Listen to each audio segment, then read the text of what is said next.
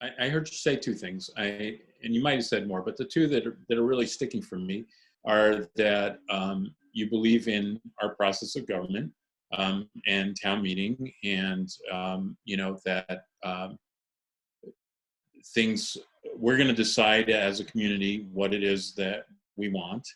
You're hoping that process of looking at what we want is going to consider benefits not only in the short term but in the long term. I've heard you say before, and I think you touched on it here again, that there's a lot of different ways to fund things. Things don't the fact that we're going to spend money doesn't mean that we're necessarily going to come up with every cent of it from our own pockets. Right.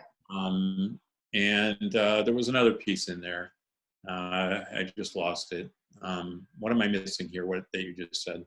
Let's go back to your original question, which is the independence. You said, what if I'm independent? Yeah, individualistic. Yeah. Yeah. And being independent by itself is, bring it on. That's great. But what I wanted to unhook was, you don't have to be independent politically to be worried about how do you handle the cost of living here. Housing is a perfect example. Yeah. I don't care what political party you belong to or how you identify yourself.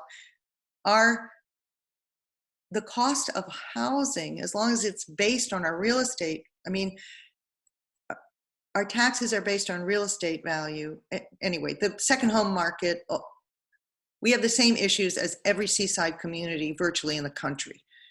So we got to figure that out. We've got to look at other income streams, especially education is a big one. How students are funded relative to real estate values versus what median salaries are. So that's that gap between real estate values and median salaries. That's a whole nother housing conversation we could get into.